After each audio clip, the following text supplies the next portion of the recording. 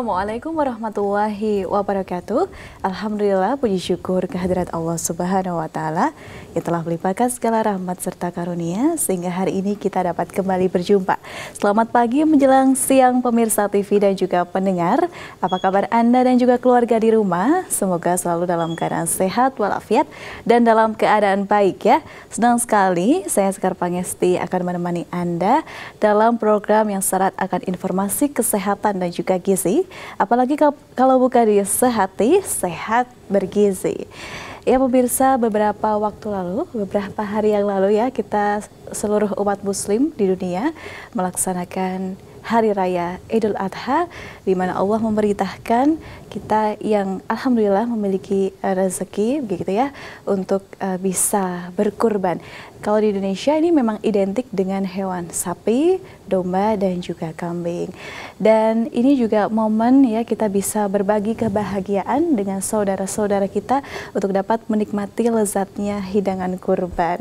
Nah, pasti Anda para bunda-bunda di rumah ini ya sudah mengolahnya gitu ya, mengolahnya untuk keluarga tercinta, atau ada request juga ini dari putra-putri tercinta, misalnya diolah menjadi rendang atau daging semur, kicik biasanya ya, tongseng. Ada juga yang digiling ya, digiling lalu menjadi bakso atau mungkin di sate ini ya. Waduh, ada juga bisa berbagi ya tips atau ide-ide kreatif ya dari pengolahan daging kurban Anda di rumah. Anda bisa ceritakan kepada kami silahkan, dan juga jika Anda memiliki pertanyaan kepada narasumber kami, silahkan untuk menghubungi di layar telepon 0271 679 3000, juga dapat melalui via WhatsApp maupun SMS di nomor 0811 255 3000. Dan hari ini pemirsa ya, untuk membantu kita memahami bagaimana menikmati perayaan ini dengan cara yang lebih sehat, bersama kita hari ini ada seorang ahli gizi yang sangat berpengalaman ya, tentunya ada Mbak Aulia Idris. Kita sapa terlebih dahulu. Assalamualaikum warahmatullahi wabarakatuh, Mbak Aulia Idris. Waalaikumsalam warahmatullahi wabarakatuh, Mbak Sekar. Apa kabar Mbak Lia? Alhamdulillah sehat. Sehat ya. Seperti Mbak Sekar juga. Alhamdulillah. Masih dalam semangat Hari Raya Idul Adha ya. Oke, bagaimana kemarin pengalaman untuk merayakan Idul Adha bersama Alhamdulillah, sholat Id bersama majelis tafsir Al-Quran di Manahan terlambat.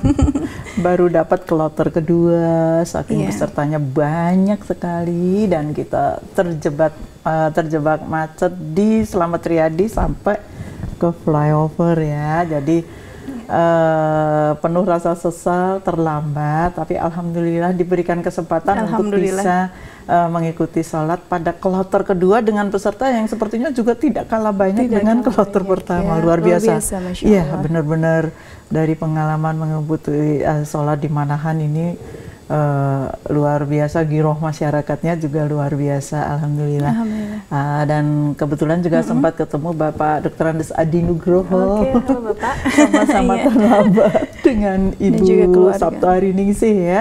Kami juga adalah kelompok yang terlambat, tapi alhamdulillah nggak apa-apa Mbak Lia, nanti kita ada kloter kedua walau dari beliau, jadi kita yakin ya, alhamdulillah. Dan mudah-mudahan Bapak Ibu juga, ini kita baru saja melalui hari tasyrik baru berakhir kemarin, bagaimana hari rayanya, semoga giroh berkurban ini akan terus ada di antara kita semua, toleransi, kebahagiaan, sikap selalu ingin berbagi, ini akan selalu ada walaupun kita sudah tidak dalam suasana Idul Adha, sampai kapanpun kita jaga ya Maya. Sampai kapanpun.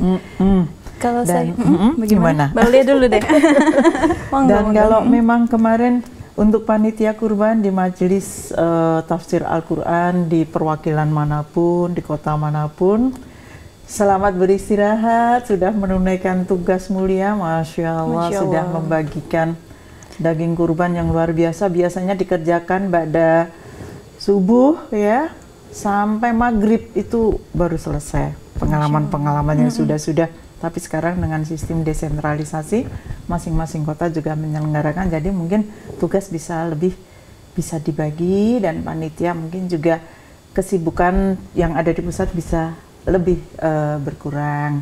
Selamat beristirahat, tapi hari ini saya mohon izin untuk bisa berbagi bagaimana kita juga tetap merasa sehat, tetap merasa fit merayakan Idul Adha ya, dengan bijaksana. Kadang-kadang kalau takutnya kemarin habis Idul Adha, jangan sampai ya habis Idul Adha malah sakit karena kita salah mengelola. Tadi saya bilang bijaksana. Kemarin saya sudah hari pertama itu sudah mulai aktif kantor ya, di mana-mana rumah sakit langsung penuh. Ini kabarnya adalah mungkin karena cuti panjang, tapi juga mungkin banyak yang sudah mulai ngeluh pusing dan lain sebagainya. Nah ini mudah-mudahan hari ini kita bagi tips, belum terlambat ya, karena hari tasrifnya kan juga baru berakhir kemarin. Mungkin sudah ada yang hari ini sudah mulai puasa sunnah hari Kamis ya. Semuanya kita insya Allah tetap bisa beraktivitas dengan maksimal, kondisi kesehatan juga tetap optimal. Insya Allah kita juga bisa memanfaatkan kurban kita dengan sebaik-baiknya dengan bijaksana, dan tipsnya akan kita bagi nanti. Baik, Mbak Lia ya. Tapi boleh kita ke tadi ya, untuk pelaksanaan sholat ya, tadi di Manahan luar biasa banyak. Itu pasti rasa haru bercampur menjadi satu ya Mbak ya. Terus juga dengan setelah sholat ini kemudian mengeksekusi ya, maksudnya mulai saatnya memotong hewan kurban. Dan juga sekarang semakin berjalannya waktu, ini ada inovasi juga alat-alat kurban yang membantu panitia semakin cepat, semakin pakai bacer, pakai ini banyak ya. Ya, jadi ini lebih meringankan. Dan juga MTA dari dahulu sebelum orang mengatakan menghindari plastik untuk mengemas daging kurban, di MTA memang tidak pakai plastik. Artinya plastik hanya di kemasan luar ya. Kemasan dalam itu masih dilapisi entah daun pisang atau daun jati, daging baru dibungkus dengan kemasan besek atau anyaman bambu. Ini kan organik ya. Kemudian dilapisi daun jati juga ya Mbak? Ya, masih ada dilapisi daun jati karena juga untuk menyerap darah mungkin ya.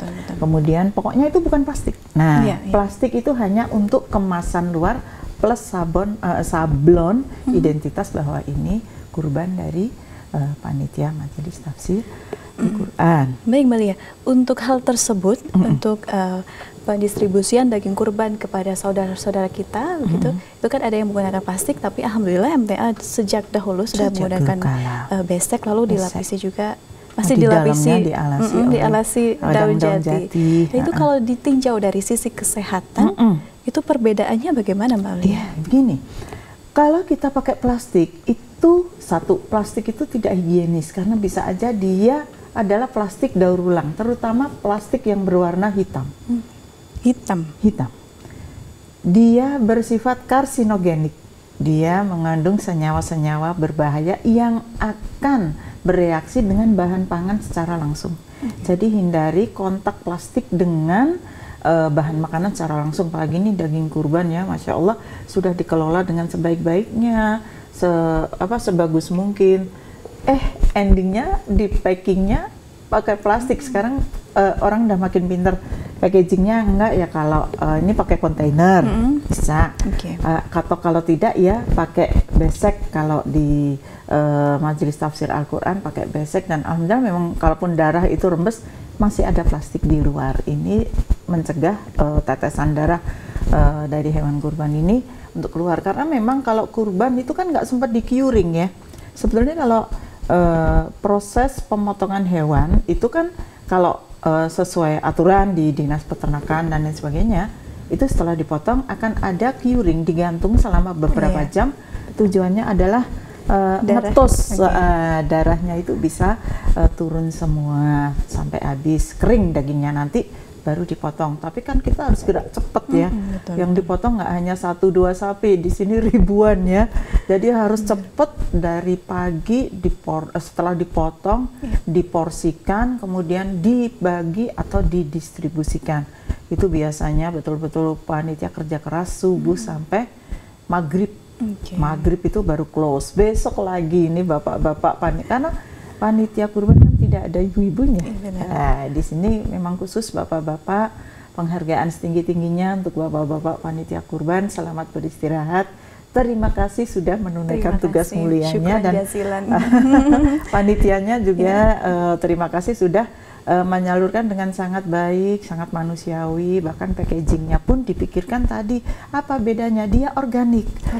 Dari bambu itu organik, artinya apa? Tidak akan menimbulkan racun, tidak akan ada kontak kontaminasi dengan bahan yang di packing, yaitu daging, baik itu daging kambing, domba atau daging sapi. Jadi bagus, ini akan kita pertahankan. Cuma ya itu tadi, karena resiko ada darah yang menetes, tetap plastik harus kita gunakan untuk packaging luarnya. Demikian, ini jawaban untuk Mbak Sekar tadi ya. Terima kasih Mbak Aulia. Tentunya ketika kita merayakan Idul Adha, hari yang sukacita, bisa menikmati hidangan daging yang lezat, kita pengennya happy tapi juga tetap sehat. Betul. Nah, ada tipsnya nih ya dari Mbak Aulia sesuai tema hari ini begitu ya. Tips sehat maksimal merayakan Idul Adha. Iya. Silakan Mbak Aulia. Bapak Ibu pastinya juga stok daging pasti akan lebih dari biasanya. Kalau kita harus menghitung dulu jumlah anggota keluarga berapa, standar porsi berapa, walaupun stok melimpah bukan berarti kita juga mengkonsumsinya mengabaikan jumlah aturan porsi atau dari baku yang sudah ditetapkan. Nah, daging ini merupakan bahan pangan sumber protein. Nah, kita akan buka slide-nya. Yang pertama ya, bahwa Idul Adha merupakan salah satu momen bahagia bagi kita semua. Hari raya umat Islam hanya 3, Idul Fitri, Idul Adha, dan Hari Raya Jumat, begitu ya. Nah, ini tipsnya, salah satunya saat kita merayakan Idul Adha itu apa, gitu ya. Kita sudah menunggu selama 1 tahun ya untuk pelaksanaan Idul Adha itu. Jadi persiapannya juga sudah luar biasa. Bahkan momen ini sekarang semakin ditunggu-tunggu, di mana-mana orang sudah berlomba-lomba mulai mengetahui bahwa sebaik-baik amalan yang kita lakukan ketika Idul Adha adalah berkurban, gitu ya. Jadi bagi yang mampu, nggak harus di hari pertama, bisa hari kedua, hari ketiga, sampai hari keempat setelah pelaksanaan sholat Idul Adha, itu dihitung hari pertama. Dan 4 hari itu dilarang melaksanakan puasa apapun ya. Itu adalah disunahkan menikmati apapun, begitu ya, dinikmati itu kurbannya, hari makan-makan gitu ya. Cuma tadi seberapa sih kita makannya gitu. Nah, kita harus tahu dulu kandungan zat gizi yang ada di dalam daging kurban tadi. Biasanya kan tadi kurban itu adalah sapi, domba, kambing ya. Mungkin kalau di Saudi sana juga dikurbankan unta ya. Iya. Nah, dari 100 gram daging sapi dan daging kambing ini secara umum dia mengandung 0 karbohidrat. Karbohidratnya dia 0. Tetapi di dalam 100 gram daging tadi terkandung 18 gram lemak. Ingat ibu-ibu, 1 gram lemak menghasilkan 9 kalori. 1 gram lemak menghasilkan 9 kalori. Jadi, kalau 18 gram lemak, kita harus mengalihkan 18 gram kali 9 kalori. Hasilnya sekitar 170-an kalori. Kalori itu apa? Artinya ketika daging ini kita makan sejumlah 100 gram, kita sudah dapat tenaga sebanyak 190 kalori. Hanya dari lemaknya saja. Kebutuhan kalori kita untuk manusia normal itu di kisaran dewasa ya, 2000 sampai 2500 kalori per hari, tergantung aktivitas, jenis kelamin, usia, dan sebagainya. Atau kondisi fisiologis khusus, misalnya pada ibu hamil, remaja, kemudian orang yang baru sembuh sakit dan sebagainya. Kemudian dari 100 gram daging tadi juga terdapat 24 gram protein. 24 gram protein dia menghasilkan kalori berapa? 1 gram protein itu menghasilkan 4 kalori. Jadi 100 gram daging akan menghasilkan kalori sebanyak 24,9 kali 4, sekitar 200 kalori. ditambah tadi kalori dari lemak. Ada berapa? 170 kalori. Jadi 100 gram daging itu sudah ada kalori sebanyak 200 kalori ditambah 170. Tuh, 370 kalori. Kadang kita lupa ngitung. Pokoknya masih ada dagingnya 100 gram ditambah nasinya segunung. Nanti kita hitung, ibu-ibu butuhnya hanya 2000 sampai 2500 kalori. Total yang dihasilkan dari 100 gram daging tadi adalah 268,9 kalori. Padahal ibu-ibu, standar porsi untuk kita per orang per hari ya, itu sekitar 25 gram sampai 50 gram daging untuk sekali makan. Kalau satu orang butuh 3 kali makan, berarti antara 25 kali 3, 75 gram, sampai 150 kalori per hari satu orang. Kalau keluarganya jumlahnya 10 orang, maka standar porsi yang kita butuhkan dagingnya adalah 1500 kalori atau 1,5 kilogram. Satu hari untuk 10 orang, bukan untuk satu orang, untuk 10 orang. Nah sekarang saya tanya lagi, ibu-ibu, bapak-bapak kemarin masaknya seberapa gitu, kan kaget ya. Nah hal ini saya sampaikan supaya kita lebih bijaksana, karena semelimpah apapun kita punya daging, ada batasan porsi yang ditetapkan. Jadi satu orang itu biasanya kalau daging rendang 1 kilo dipotong 50 gram, berarti 1 kilo itu menjadi 20 porsi, 20 iris 1 kilonya. Kalau tadi kita butuh 1500 gram, 1,5 kilogram daging, kita butuh akan menjadi 30 porsi atau 30 iris. Dengan porsi satu orang cukup makan 1 potong kali 3 kali makan, 3 potong. Tapi pada kenyataannya ini telat sih ya, saya ya datangnya gitu. Gimana? Ini jadi kalau memang kita masaknya jadi ternyata lebih banyak, ya. Kita bisa mengimbanginya dengan apa? Nah ini Bapak Ibu, kalau sate itu biasanya nggak ada temennya, sate itu sendiri. Sate itu akan sangat bagus jika ditemani banyak lalap. Misalnya di sana irisan tomat, irisan kubis mentah yang banyak, kita bikin acar, kemudian tomat, kemudian dikasih bawang merah yang banyak lalapnya. Nah ini akan bagus. Hati-hati, dagingnya tidak berbahaya, tapi yang berbahaya bumbu-bumbunya. Di sana ada kecap.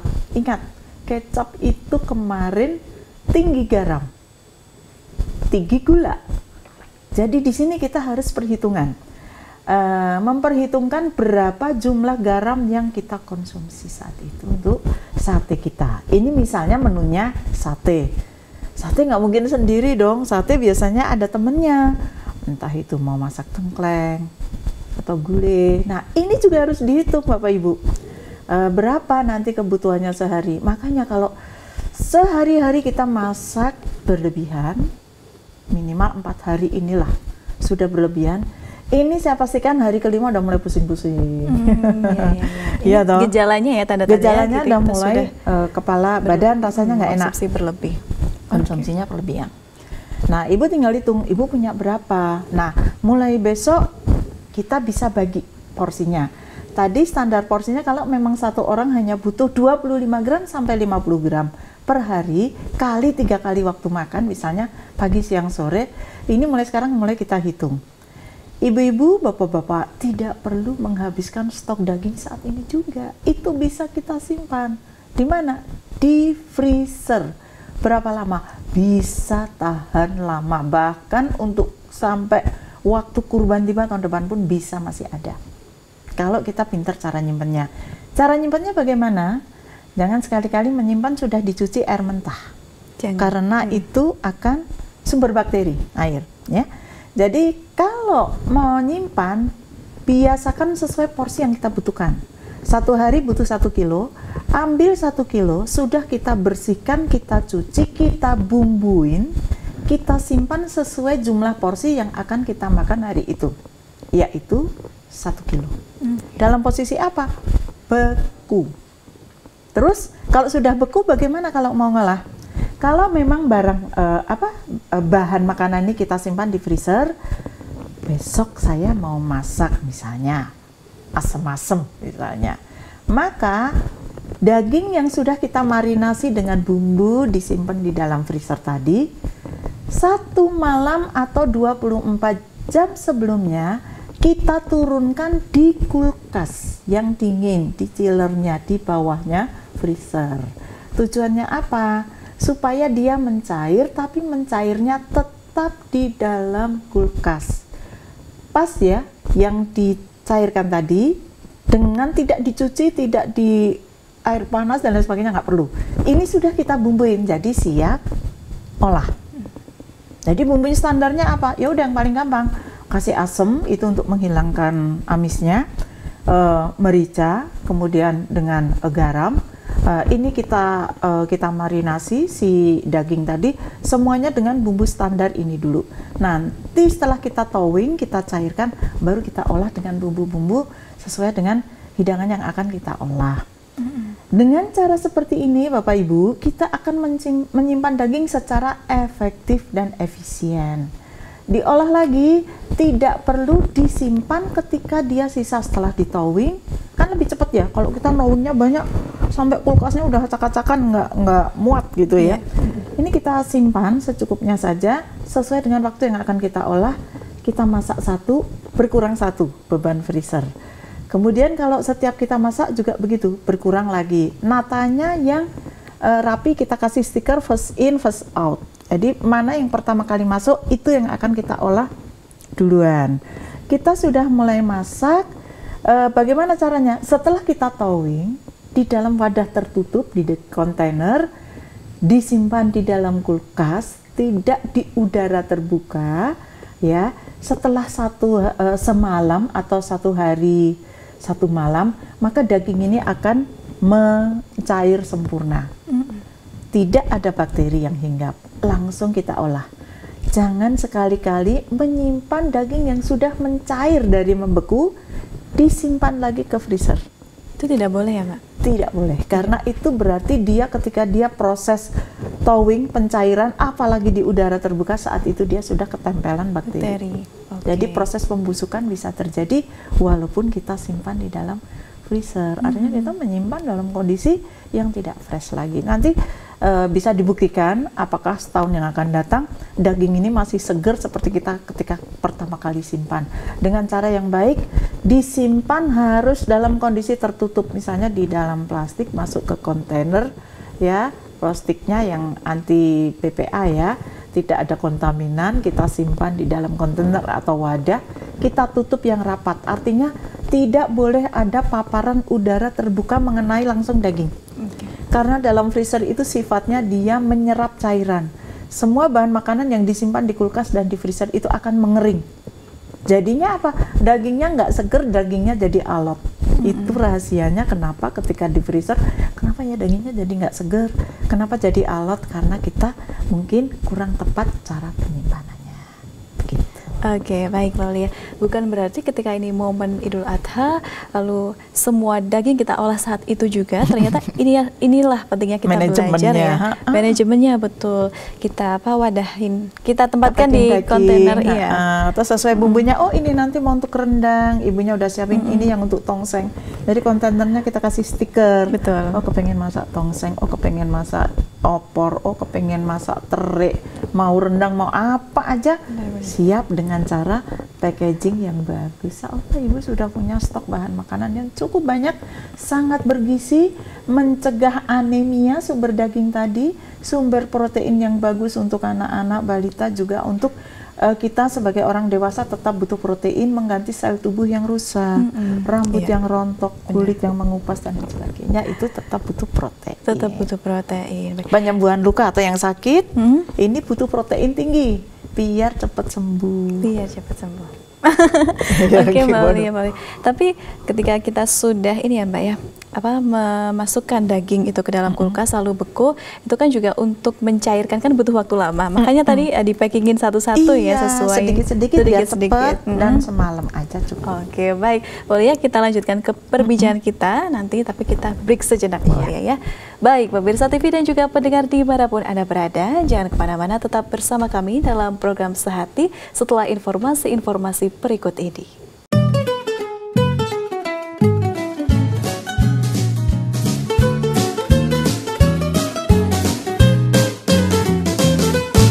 Pemirsa TV dan juga pendengar dimanapun Anda berada, terima kasih banyak masih bersama kami dalam program Sehati, Sehat Bergizi. Kita juga masih membahas tips sehat maksimal merayakan Idul Adha. Bagi pemirsa yang ingin bertanya kepada narasumber kami, silahkan di line telepon 0271 679 3000, juga dapat melalui WhatsApp maupun SMS 0811 255 3000. Baik, Mbak Uli, ini sudah ada pertanyaan yang masuk, kita bacakan terlebih dahulu ya Mbak Uli ya. Baik, Assalamualaikum warahmatullahi wabarakatuh Mbak Lia.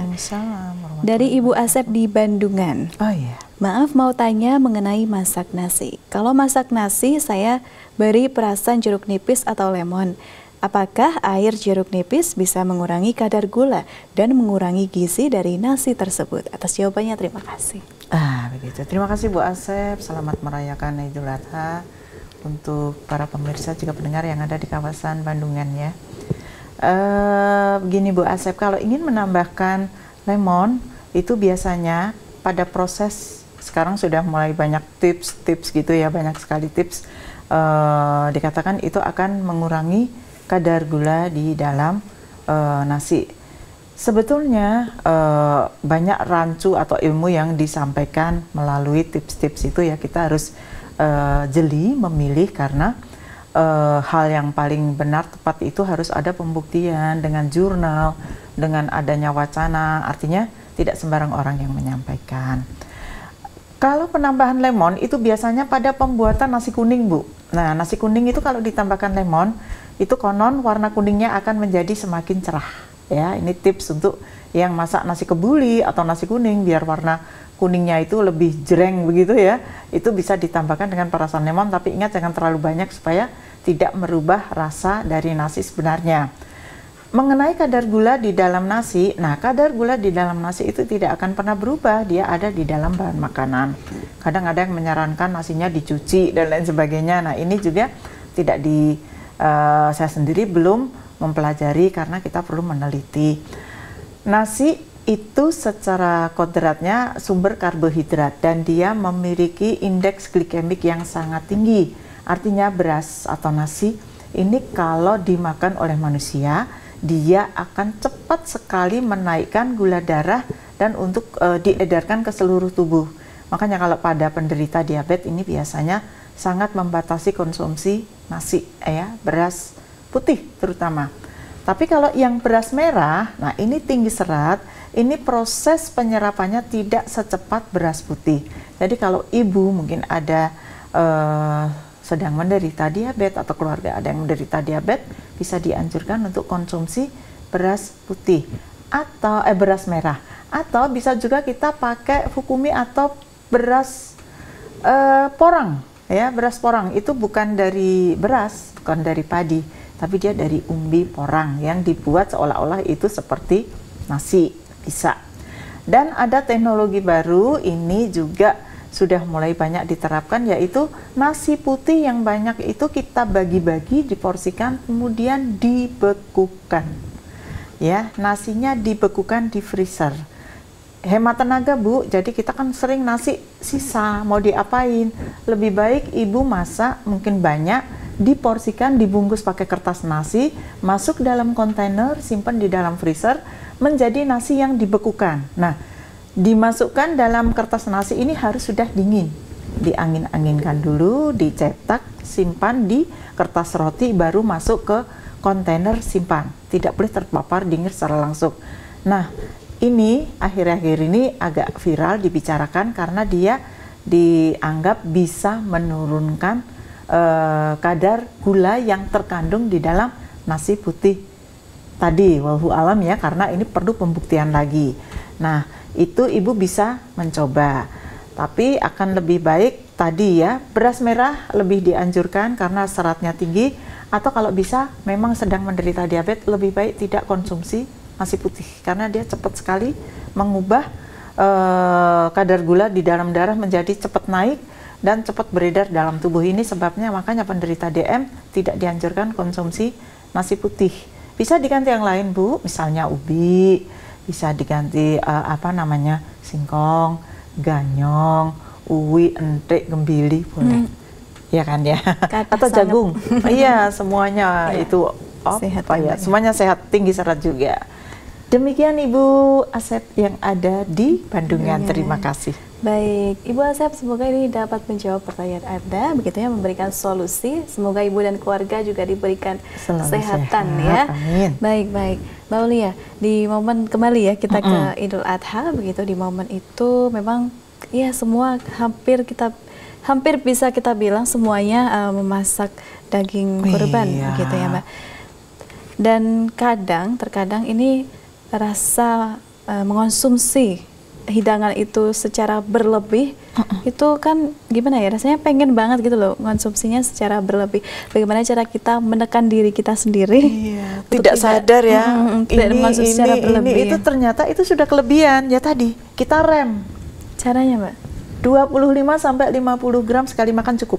Oke, tapi kadang mungkin itu stigma diri kita sendiri ya. Itu adalah tantangan ya. Seperti halnya ketika kita Ramadan. You take it or lose it. Anda mau ambil ini atau Anda akan tinggalkan. Kalau Anda makan berarti Anda berdosa, tidak puasa. Begitu juga ketika kita mau makan daging. Lebih, saya nanti sakit. Lebih akan berdampak tidak baik. Sebaiknya, oke, cukup, enough. Saya akan mengatakan bahwa ini cukup. Bagaimana caranya? Oh bisa, nanti biar pengen kenyang, tapi saya masih kepengen, oke nanti lagi. Tambahkan sayur-sayuran, buah-buahan, sorbet, selada, puding, kemudian jus, dan lain sebagainya. Imbangi yang banyak. Supaya kita netral, minum air putihnya juga harus cukup. Ini kadang-kadang kita nomor satu, pilih area daging yang rendah lemak atau buang lemak yang berlebih. Terutama jeroan ini lebih baik dihindari. Ya, hati dan sebagainya itu bisa kita batasi ya. Masak daging hingga matang sempurna. Hati-hati Bapak Ibu, kalau yang namanya sate itu berarti setengah matang. Mau diolah sematang apapun, caranya gimana? Dimarinasi dulu, ditambahkan bumbu sampai dia juicy, baru kita panggang, atau kita tumis dulu sebentar baru ditusuk dipanggang. Ini juga akan lebih matang. Ingat, di dalam daging itu juga ada telur cacing ya, takut tidak matang. Walaupun si ternak sudah dinyatakan diperiksa ya, tapi itu adalah parasit yang ada di dalam ternak. Kemudian ada lagi, jangan berlebihan konsumsinya. Artinya apa? Oke, sate nggak usah 10, cukup 2. Pasti nggak bisa. Aduh, bisa gitu ya. Pemirsa di rumah 2 gitu. Tapi jangan sate kelatak yang gede banget itu ya, atau sate yang belinya di daerah Jogonalan itu yang segede-gede ya, mantap gitu ya. Itu mantap. Tapi itu buat berbagi aja. Biasakan konsumsinya sharing, berbagi. Supaya apa? Supaya tidak berlebihan. Jadi misalnya satenya 2, kemudian di sana ada kuah gulainya. Karena di sini ada kecap, ada garam, ada gula.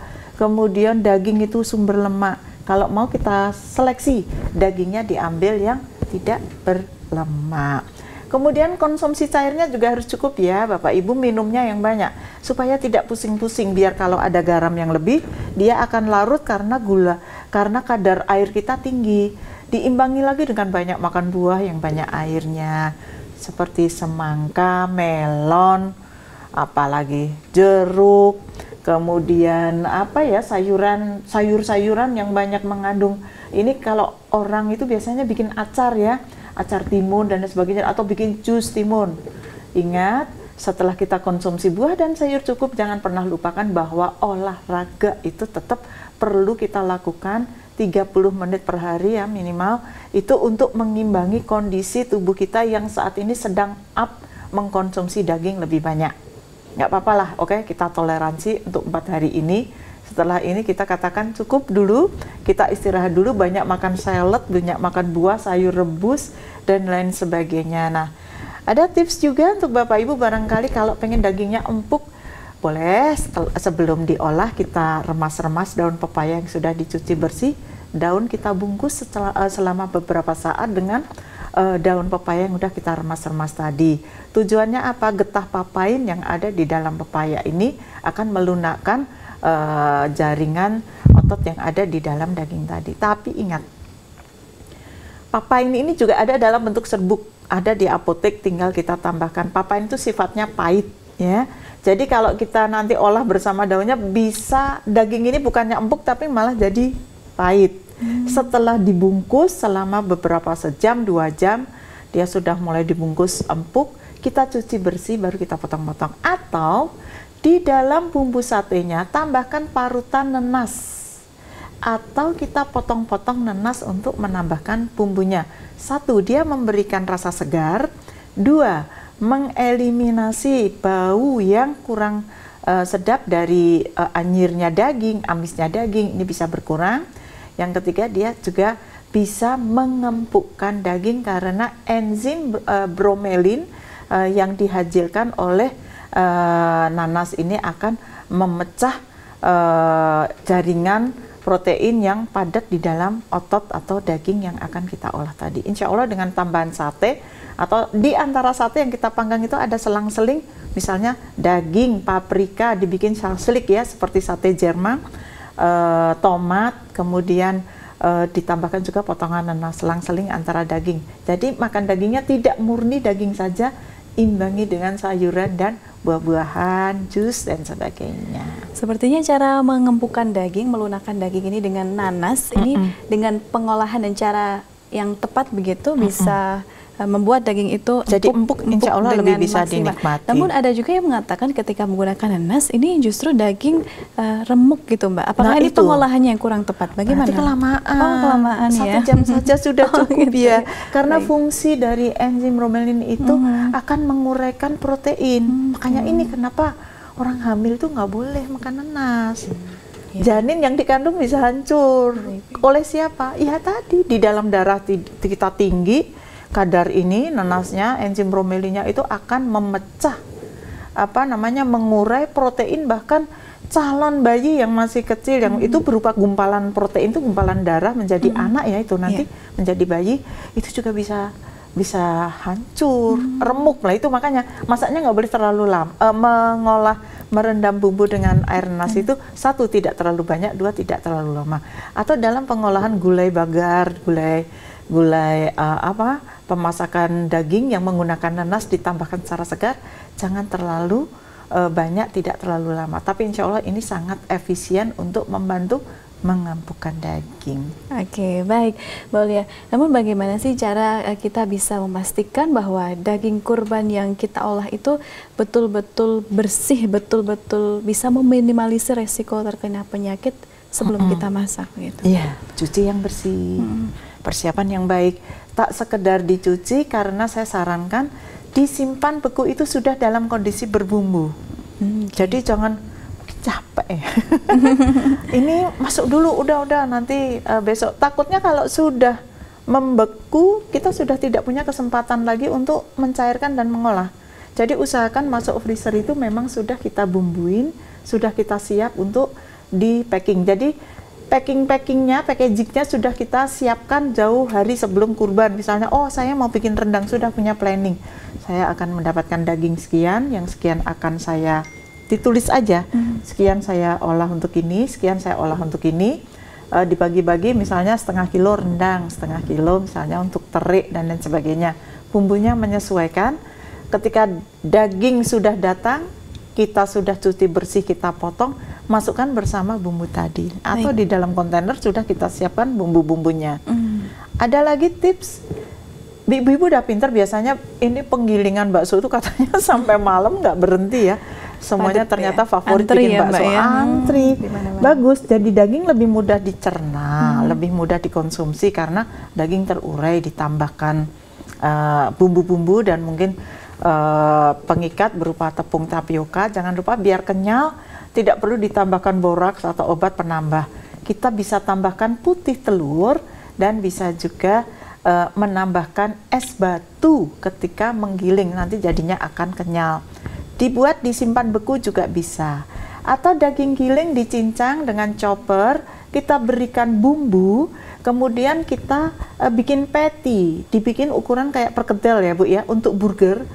Misalnya 50 gram kita bentuk bulat, kita pipihkan, dibungkus pakai kertas roti atau plastik, ditata di dalam kontainer berjajar, misalnya 10 masuk kontainer, ditutup rapat. Jadi setiap saat ibu akan butuh daging cincang, daging giling ini cocok untuk balita, ibu hamil, orang lanjut usia, orang yang kesulitan mengunyah, sedang sakit gigi dan sebagainya. Dengan orang yang sembuh dari sakit, butuh menelan dengan cepat, daging yang digiling tadi tinggal kita thawing, kita keluarkan dari freezer. Setelah dibiarkan semalaman, kita goreng di pan pakai sedikit margarin, dinjes saja, sudah jadi, nggak lama. Sudah jadi. Masukkan ke roti bisa, untuk lauk bisa. Kemudian kita iris-iris, kita potong-potong jadi isian kalau kita bikin salad dan lain sebagainya. Ini bisa jadi bahan baku perkedel juga bisa. Oke, baik. Ini tips lagi dari Mbak Aulia ya, terkait salah satu menu, yaitu salah satu olahan bisa dibuat menjadi patty. Ini enak sekali juga ya Mbak? Enak, praktis, empuk, mudah, dan lebih bisa dinikmati oleh semua kalangan usia. Oke, baik. Mbak Aulia, terkait daging ya, daging, ketika kita tidak mengunyahnya secara halus, secara maksimal, itu resiko apa efeknya apa ya? Oh iya, yang akan 32 kali kita mengunyah dengan gigi, kemudian ditambah dengan enzim-enzim yang ada, makanan ini akan masuk ke dalam lambung kita tidak akan kerja berat mengunyah daging atau menguraikan makanan itu menjadi lembut. Kalau dagingnya alot dan lain sebagainya ditelan utuh-utuh, maka yang punya kerja berat, punya beban kerja berat adalah lambungnya. Dia tidak bisa mencerna dengan bagus, akibatnya perut menjadi sakit. Sakit artinya apa? Yang punya gangguan lambung bisa kambuh. Sakit ya. Sepenting itu ya mengunyah secara sempurna. Iya. Ini juga yang diajarkan jangan oleh buru-buru. Rasulullah. Iya, Ma'am itu sabar, Ma'am itu jangan buru-buru. Mengunyah itu kenapa lama? Supaya ada enzim-enzim dari mulut itu keluar, membantu proses pencernaan atau proses makan tadi, dibantu dengan sempurna adanya enzim-enzim yang dihasilkan dari kelenjar ludah dan juga dari lambung kita. Iya, ini juga membantu kita untuk nggak terus lep-lep terus cepet-cepet ya makan gitu. Pasti dikejar siapa sih? Banget. Atau selak tanduk ya? Oh iya. Jangan. Aduh jangan ya, berarti tetap pelan-pelan gitu ya, pelan-pelan. Insya Allah. Baik. Tapi kalau terkait ketika kita setelah makan itu jangan langsung minum air putih, itu apakah betul Mbak Lia? Takut seret, jangan banyak ya. Jadi ketika kita makan, satu seret ya, tetap minum tapi tetap seteguk, 2 teguk, jangan langsung kadang-kadang segelas langsung. Jeda dulu waktunya. Atau kita makan buah yang banyak, makanya dianjurkan justru makanlah buah yang banyak sebelum kamu makan. Sebelum kita makan. Jadi dia membantu, yang satu memberikan rasa kenyang, yang kedua membatasi kita supaya tidak terlalu merasa lapar dan makan tidak sadar, jadi makannya banyak. Banyakin makan saladnya. Ini tetap ibu-ibu yang lagi masak sate, pesta makan daging dan sebagainya, tambahkan sayuran, makan buah tetap harus banyak, bikin puding, minum air putih juga air banyak. Insya Allah semuanya tetap sehat dan manfaat gizi dari protein daging tadi bisa kita maksimalkan, kita optimalkan. Terima kasih banyak Mbak Lia. Boleh terakhir ini tips dan juga pesan kepada seluruh pemirsa dan juga pendengar ini untuk bisa terus terus menjaga gizi seimbang dalam makanannya. Silahkan sedikit saja Mbak Lia. Manfaat dari kita berkurban itu bahwa kita juga butuh asupan makanan yang bergizi. Makanan yang bergizi itu akan membuat kita lebih optimal ibadah, lebih lebih semangat dalam menunaikan tugas-tugas kita mulia, menunaikan tugas kita dengan lebih sempurna, lebih baik, lebih semangat tanpa harus sakit, dan insya Allah kita persiapkan baik-baik untuk kurban kita tahun berikutnya. Selamat merayakan Idul Adha 1445 Hijriah. Baik, kami ucapkan selamat merayakan Idul Adha juga nih untuk Mbak Aulia dan keluarga di rumah ya. Mbak Aulia sehat selalu. Kami tunggu nanti materi berikutnya untuk di program Sehati. besok gitu ya. Baik Mbak Aulia, Assalamualaikum warahmatullahi wabarakatuh. Waalaikumsalam warahmatullahi wabarakatuh, Mbak Ska. Iya, pemirsa TV dan juga pendengar dimanapun Anda berada, terima kasih banyak telah menyaksikan kami dalam program Sehati Sehat Bergizi. Saya Sekar Pangesti mewakili seluruh rekan yang bertugas hari ini mengucapkan terima kasih dan pamit undur diri. Wassalamualaikum warahmatullahi wabarakatuh.